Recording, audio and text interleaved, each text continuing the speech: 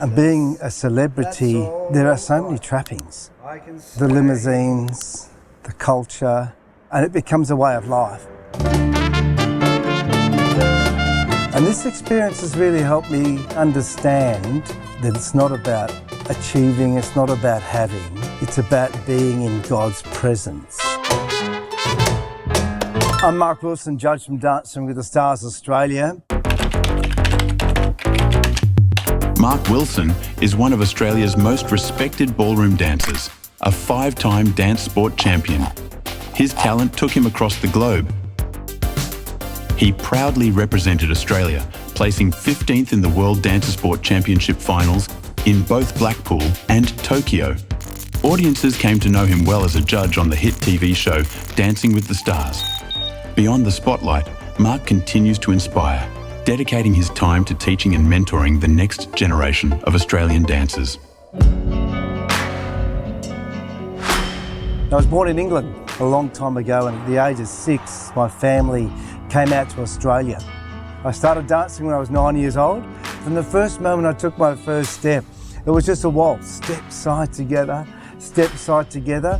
Music came on and I just belonged. And I still feel that feeling right today. So it took a couple of years. I got myself a little dance partner, and then I did my first competition against my big brother, and we had a lot of fun together. It was a great time of growing up. And I competed right through to about the age of 17.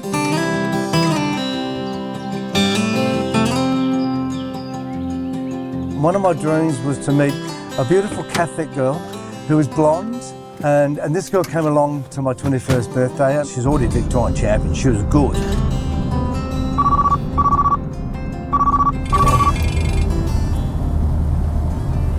Hi, Possum, I've just finished. How you going? It's 2:45. I know it's 2:45. I've just finished. Okay. I'll be home in about 15 minutes, all right? Yep. Thank you, my love. Love you. Bye. Bye. Awesome. So she's the reason why we became a champion. And then we started competing together. So we had a dance lesson and we did our first competition together, and we slowly went through the ranks of being successful dancers. And there were lots of challenges. But what kept me strong and Anne-Marie strong through all of that was something that I had that was written on my collar box for my dancing. Proverbs 3:5-6. Trust in the Lord with all your heart and lean not on your own understanding.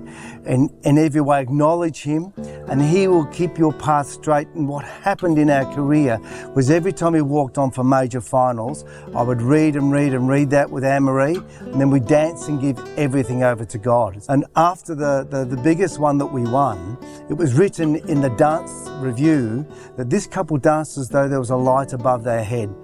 And I can say to you, there was a light above our head because God, the Holy Spirit, always danced with us everywhere we went. So ultimately, we retired, and we've had a great life in running a very, very big dance studio, which ultimately culminated in me being asked to judge on Dancing with the Stars. We'd like to invite Christopher and Jordan to perform a short introductory dance, and that will be the Swing Waltz. And Dancing with the Stars was a hit show straight away, and it changed my life and brought a lot of challenges. Challenges because all of a sudden I was being picked up in limousines and taken everywhere. I was off here to one channel, and I was doing live crosses to the UK, live crosses to Sydney, and it was, when you walk into the studio, it's how would you like your hair, Mr. Wilson? Can I get you a tea or coffee? Everything was laid on. And what happened was that you start to think that is life. So I started to become, this sense of believing that it's all about me and all about me. And God has a beautiful way of correcting our life when He wants us for His need. And He still does that with me now. But the big correction for me was a time when having one of the biggest studios in Australia, being very involved in helping run I ran a Victorian Championship, and I was also involved in the World Championships that were being run in Melbourne. And then I had a stalker who burnt my business down completely.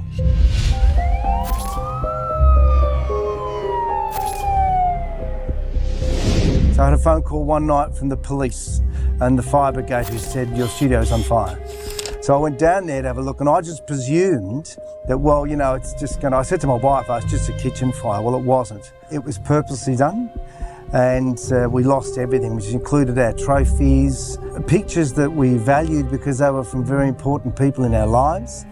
And that devastated us because we went from making an income to nothing. There was so much pain that happens when something that you've built over 15 years is taken away overnight. So we had the resolve to keep fighting and praying and going to church, and we started again 3 years later in the most amazing dance studio with plasma screens and cameras and a brand new dance floor, air conditioned. It was amazing. And then 12 weeks later, I had another phone call from the fire department who said, Mr. Wilson, your dance studio's on fire. So I said to the man, I said, that can't be right because we're not there anymore. There's a mistake. And he said, no, you need to come down now. So the brand new studio, 12 weeks after we opened it and put it together, was burnt down the same way. And that's when someone phoned and said, if you set up again, then we're going to burn your house down.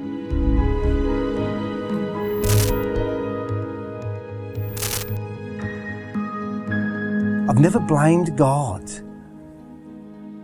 but I certainly feel closer through His grace and glory because the depth of the pain helped me be closer to God and not attached to the worldly things. I had to start a new career, which I was enjoying in media sales at radio station 3RW. I was still trying to run a dance studio. I was very involved in the World Championship that was being held.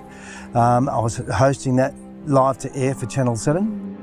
And look, I was just pushing everything to keep going, and then on the Monday, I was supposed to run a social dance, and I couldn't run that social dance. I phoned my wife and said, I can't do that. And I just went and bought half a dozen drinks, and I drank half a dozen cans of drink because I was gone. There was nothing left. And then I went and got some more, and I drank again. There was nothing left. And how was I going to now, after these actions, feed my family? How were our employees who worked full-time in our business going to feed their family? I can remember going to a service station near our home, and I had 5-cent pieces, 10-cent pieces, 20-cent pieces, and I had $20 worth to pay for petrol. And I went courteously into the counter to speak to the man and say, look, this is all I've got. And he refused to take the money. The ability for Jesus to not be tempted in that 40 days in the desert, to come to his end when he was crucified and saying, Father, forgive them, just gives us strength. As a great example that non-violent reaction to other people's inability to deal with life is important. And it wasn't straight away. I didn't deal with forgiveness straight away. We are taught not to be revengeful. So it was then coming to terms with that and praying and allowing God to heal my soul. And that took time, and it still takes time sometimes when I know it's financially affected our life permanently. But our journey with God is for a reason. And so I just continue to invite God to influence my life and live in peace, just feeling like I'm sitting deeply in God's presence, like God's water flowing over me, so I can be in the space that God needs for my life. I am living proof that God continues to be with you in your life. He just continually asks us to hold his hand. And that's the important thing. The one thing I've learned so much with the other challenges that have happened since then, and there's always going to be challenges, he just says, Mark, hold my hand. And when you hold God's hand, and when you speak with Jesus and pray with Mary, when that happens, there's a closeness and a calmness, a peacefulness that comes to us that is not human. It's beyond human because it's godly, in the other space that we don't see, but we know it exists.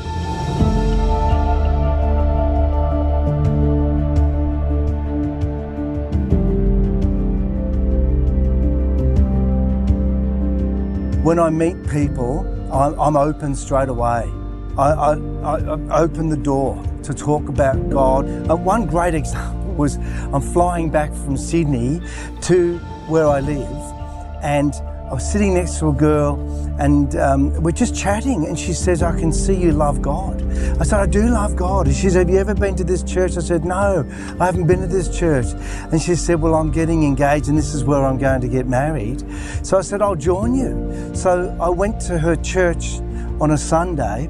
She didn't turn up, but because I went to that church, I met another priest, and I've got this great friendship now that's actually blossomed into other meetings with other people to strengthen my faith. I never met her again. Just take the courage to step out and say, "I'm Catholic. I love God. I love Jesus."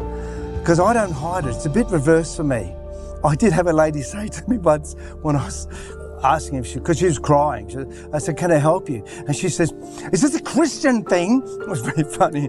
I said, "No, I'm actually just being nice to you." She was so angry that I would share, but it hasn't stopped me. Don't let it stop you. And being a celebrity, there are so many trappings. The limousines, the culture, and it becomes a way of life, the expectation that's what it is.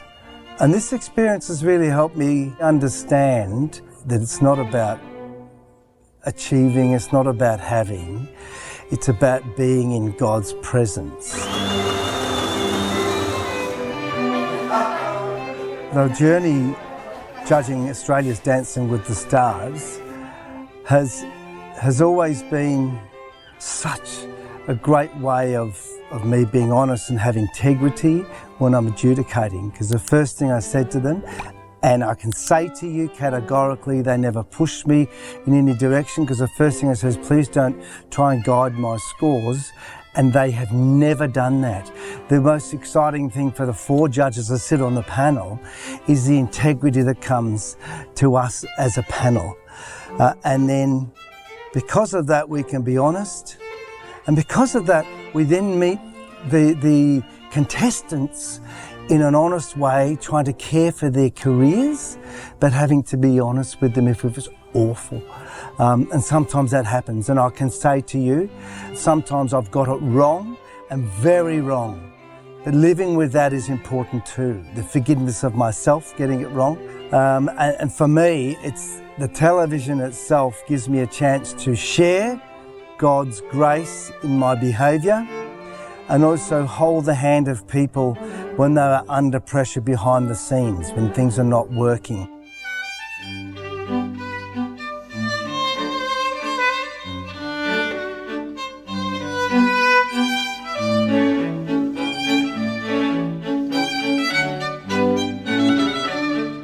There's a flow that goes through my heart and my soul when I'm riding the wave of God's grace, like surfing.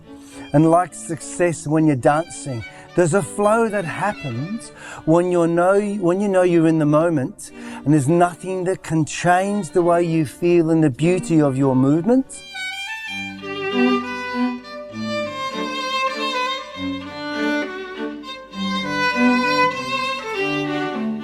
And that exists within my soul when I let go and I just allow God to flow in my life. I don't understand it. So if someone said to me, "Can you empirically describe it?" I can't empirically describe it. But I can say that since these tragedies that happened financially to us in Melbourne, and then we moved interstate and started life again, it was really tough. It took us 6 years to start another business, and that was destroyed as well.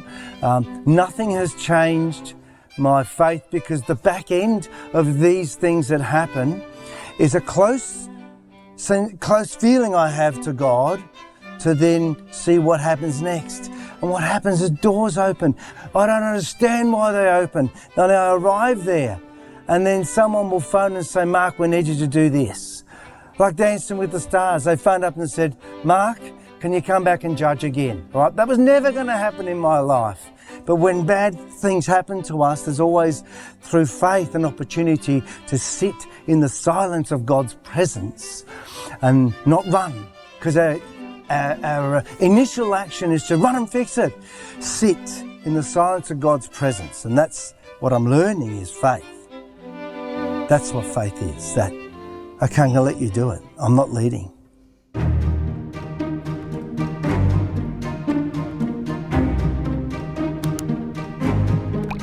Some things get taken from us and they may never go back to the way they were. But God is in the space to love, and it's for His glory that we are here. It's for His glory that I am here, and He gifts me every day to be able to get out of bed and say thank you for another day.